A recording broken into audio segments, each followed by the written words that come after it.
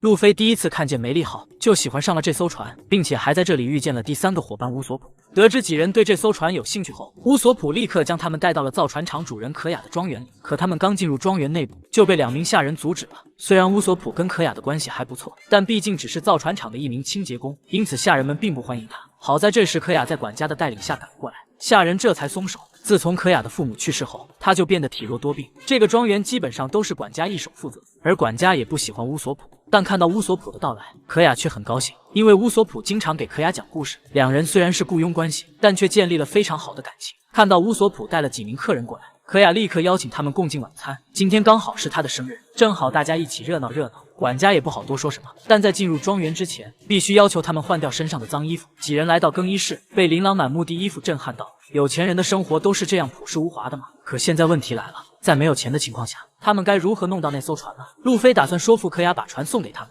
实在不行就只能发挥娜美的特长了。3人换好喜欢的衣服后，晚餐也随即开始。看着这个管家，索隆总感觉在哪里见过，但又想不起来是谁。而在吃晚宴时，路飞也是毫不隐藏地说出了自己是海贼的身份，还表明了他们的来意，甚至走上餐桌，告诉大家自己是要成为海贼王的男人。送一艘船给他并不吃亏，这个举动显然给可雅吓到了。管家更是直接将可雅扶回了房间。That went pretty well. Don't you think? 而在另一边，卡普率领的海军也发现了路飞几人扔下的破船，并且成功锁定了他们的位置。与此同时，负责可雅造船厂的主管突然在酒窖里遇见了管家。原来管家对可雅的家族生意已经垂涎已久，并且要求主管交出他负责的造船厂。主管本想与可雅商量一下再做决定，结果却被管家当场杀害。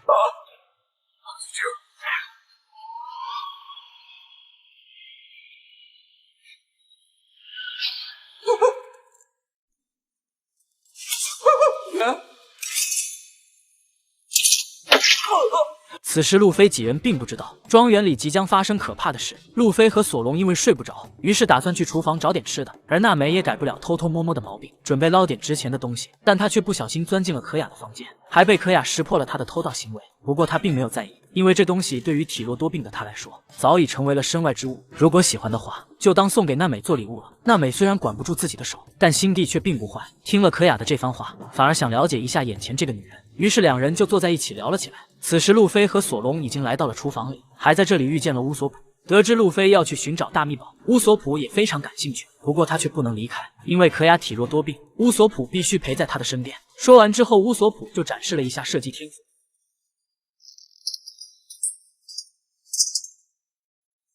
路飞看后瞬间对他刮目相看，原来乌索普的父亲叫做耶稣布，是海贼中最伟大的狙击手，他的射击天赋就是继承了父亲的基因。路飞听后瞬间两眼放光，因为这个人他认识，就在香克斯的船上。乌索普也是非常震惊，没想到路飞竟然见过自己的父亲，但一旁的索隆却一心只想找酒喝，于是乌索普就带着他赶去了酒窖，而饥饿的路飞则端起一锅绿色的汤，毫不犹豫地喝了下去。索隆两人刚来到酒窖，乌索普就发现了死在这里的主管，伤口是5刃刀片。索隆似乎在哪里见过，可话音刚落，管家就出现在地窖。原来他正是悬赏1600万贝利的黑猫海贼团的船长百变洛克，怪不得索隆看着非常眼熟，曾经在悬赏令上见过。为了隐藏自己的身份，他故意散播假死的消息，只是为了夺取可雅家族的财富。既然已经被识破，洛克也不打算装了。No one interferes in my plans. So I will collect the bounty today.